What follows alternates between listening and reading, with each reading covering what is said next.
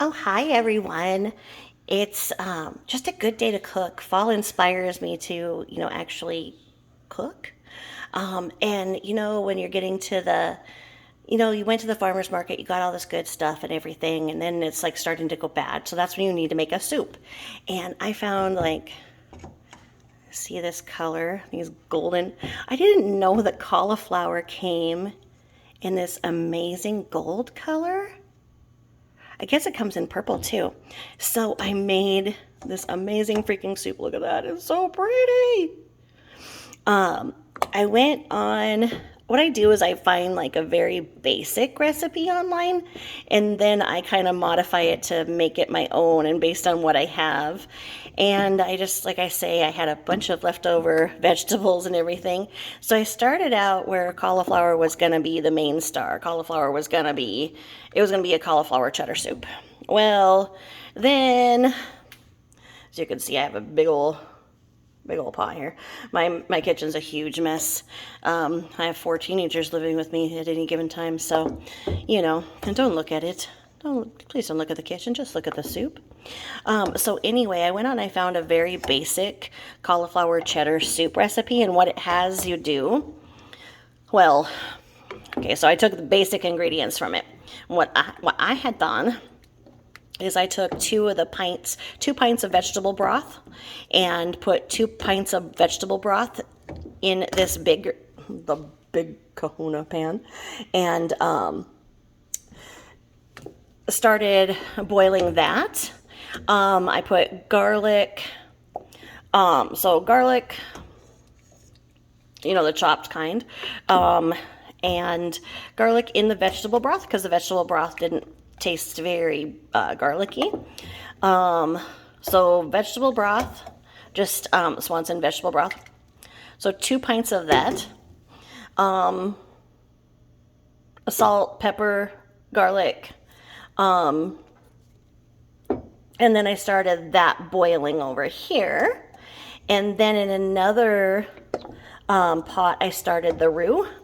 And I did it with a base of melted butter, flour, and stirred in milk. And the recipe called for 2% milk, and I only had 1% milk. So I decided to double the recipe, use a bunch of the 1% milk that I have because no one really likes it, and I grabbed it by mistake. So I added in a package of cream cheese to the roux to make the fatter content come up, because God knows anything all fat, right? No, but if you use lesser of a fat, so like instead of the 2%, I had 1%, so I need to balance up that fat so it doesn't make the soup less rich and tasty as a fall soup is supposed to be. And then I found that I had a bag of chopped vegetables that I was going to steam and I forgot. And so I had broccoli and carrots and everything all cut up and some white cauliflower. So I just popped that in here too with the gold cauliflower, and the cauliflower was no longer the star of the show. Sorry about that, cauliflower. You're beautiful and everything, but you got to have some co-stars, okay? This is not a one vegetable show anymore. So then from that, my roux that I had going, so it was melted butter, flour, salt.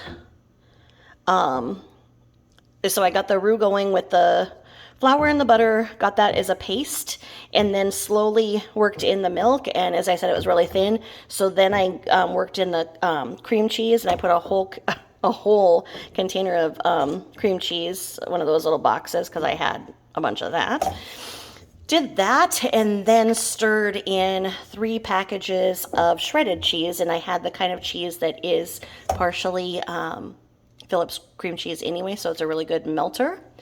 And so once I had that going, and because I think that I doubled, even tripled on some of the ingredients so much, my soup was still really runny. So I made a roux with cornstarch. And so what you do with that is you just put cornstarch into, I put it into like a measuring cup, and I put in probably 1/4 of a cup of cornstarch, and then just took a fork and then slowly worked in cold water from the sink until the cold water and the cornstarch was another nice paste. And then I slowly worked that into my the existing sauce that I had. And then I had, because my rotator cuff hurts to even stir this, but I had my husband then pour the soup, which was basically just a fine, smooth, incredibly textured cheese soup. My son doesn't like vegetables, so I took some of that cheese, basic just cheese soup that started as my roux, which became my whole broth. And everything, I made a container of that off to the side, and then I put that in the fridge for him to put over pasta or dip chips in, whatever he'd like later, just for a really nice smooth cheese sauce. And then I had my husband so he poured the cheese sauce over the vegetables that were now boiling in the vegetable bouillon that I had in this bigger pot.